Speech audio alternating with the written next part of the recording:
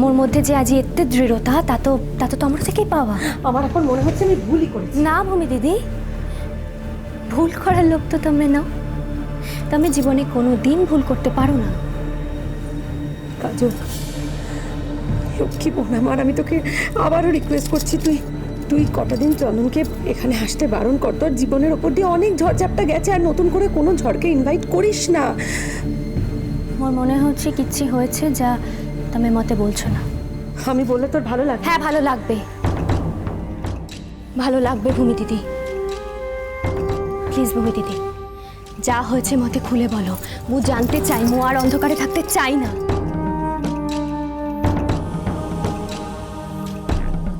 আজ আমি যখন ব্যাংকে যাচ্ছিলাম তখন আমার হঠাৎই নীলের সঙ্গে দেখা হয়েছিল। নীলের সঙ্গে দেখা হয়েছিল? কিন্তু ও তো তোমারও আগেই বাড়ি থেকে বেরিয়ে গেছে। সেটাই তো আমার প্রথমে খুব অবাক লেগেছিল, জানিস। প্রথমে আমি বুঝতেই পারিনি, তারপর দেখলাম ও কারোর একটা সঙ্গে কথা বলছে।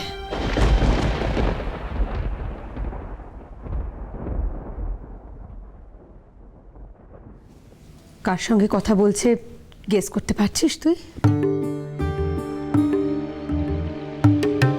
না, উচিত ছিল।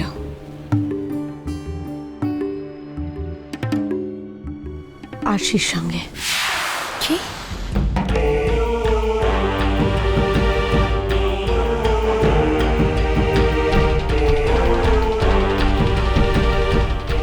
নীল, নীল আরশির সঙ্গে কথা বলছিল? শুধু কথাই বলছিল না কাজল, আমার চোখের সামনে দিয়ে আরশি নীলের গাড়িতে উঠে চলে গেল।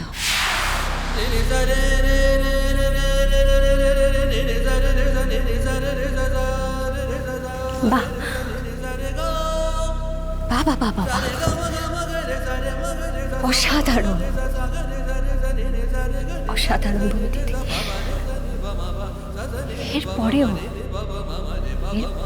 তুমি চন্দনদাকে এই বাড়িতে আসতে বারণ করছো? দেখ শোন, আমার কি মনে হয় বলতো, আমার মনে হয় নীলদা খুব দুঃখ পেয়েছে, ওর বোধহয় খুবই আঘাত লেগেছে, জানিস তো।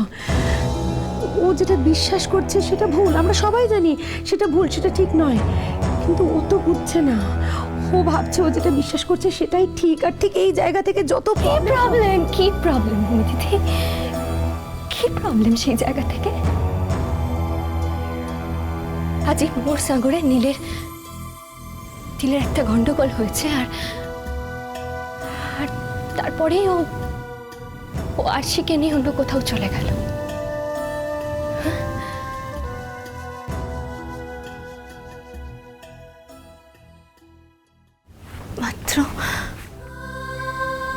মাত্র এইটুকুনি সময় একজনের মন বদলে যেতে পারে। না না না না না না না কাজল, ভুল ভাবছিস।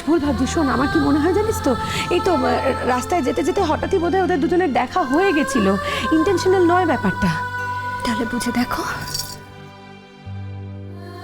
দেখো মু কোন সংসারে বাস করছি। শোন, আমার মনে হয় আশি তো এতদিন ধরে তোকে ছিল, যাতে এই সুযোগটাই ও পায়। এই সুযোগটা যখনই ও পেয়েছে ওর হাতছাড়া করেনি। হ্যাঁ, তাহলে তুমি বোঝো যে এক টুস্কিতে কেউ মোর হাজবেন্ডকে মোর কাছ থেকে দূরে নিয়ে চলে যাচ্ছে, আর তার জন্য তুমি মোর লেখাপড়াকে স্যাক্রিফাইস করতে বলছো।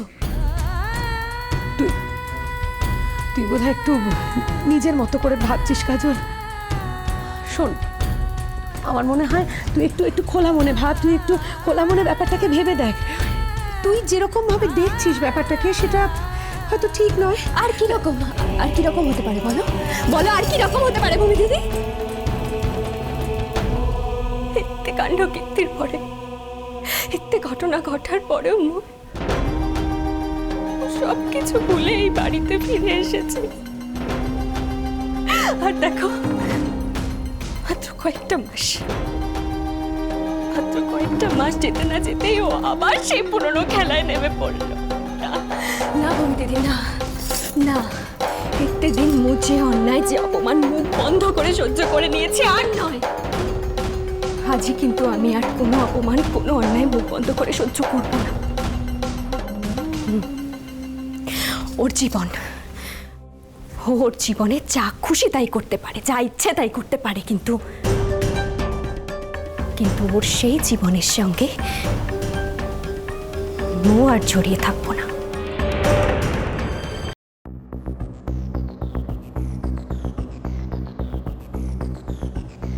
তোর মুখে আমার এই ধরনের কথা খুব অদ্ভুত লাগছে কাজল।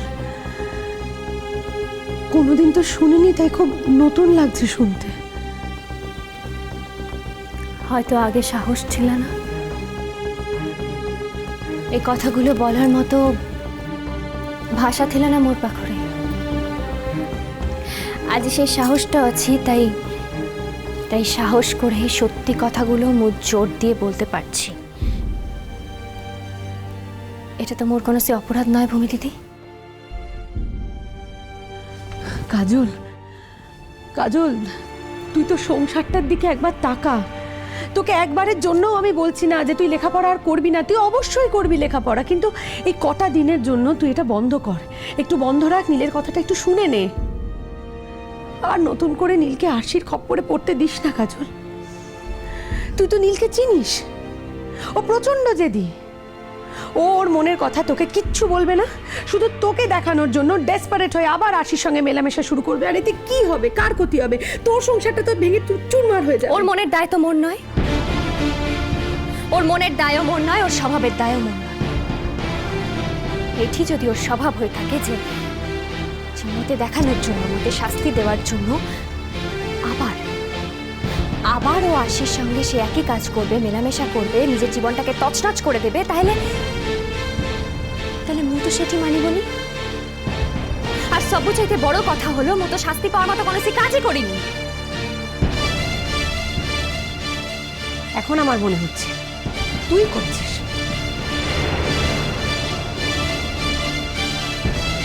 মানে কি করেছি? সবাই যে কথাগুলো বলছে সেগুলো তো ফেলে দেওয়া নয়, এখন আমার তাই মনে হচ্ছে সেগুলোই ঠিক কথা। কি কথা? মানে আমার মনে হচ্ছে যে তোর এই জোরটার পিছনে না অন্য কোনো কারণ আছে।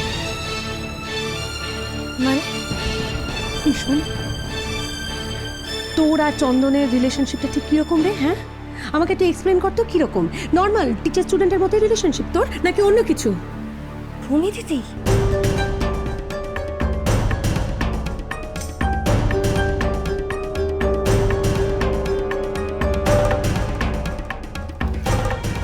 না, যদি তাই না হবে তাহলে চন্দনকে ছাড়তে তোর সমস্যা কোথায় বল? কে চন্দন? হ্যাঁ, কতদিন চিনিস তুই তাকে? 2 মাসের বই তো নয়, 2 দিনের বই তো নয়। হ্যাঁ, তার জন্য তুমি তোমার স্বামীকে অন্য পথে যেতে দিতে পারো, অথচ চন্দনকে ছাড়তে পারো না তুমি। হ্যাঁ, এত আপন হয়ে গেল চন্দন তোমার কাছে, বল?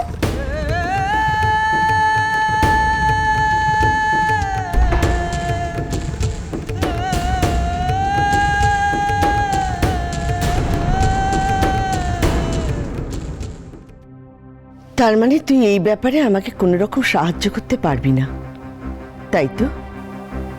না কাকিমা, আই এম সরি। বেশ, আমি মানছি তুই এই বিয়েটা করতে পারছিস না, কিন্তু আমার ছেলেটাকে তো বুঝিয়ে বলতে পারিস। অন্তত এই কথাটা বল যে তুই এই বিয়েটাকে সমর্থন করছিস না। মা, এটা কি করে সম্ভব? এরকম একটা জলজান্ত মিথ্যে কথা আমি কেমন করে বলবো? আমি তো সত্যি সত্যি ওদের বিয়েটাকে সমর্থন করছি। দেবিকা, বাজে জন্মপথ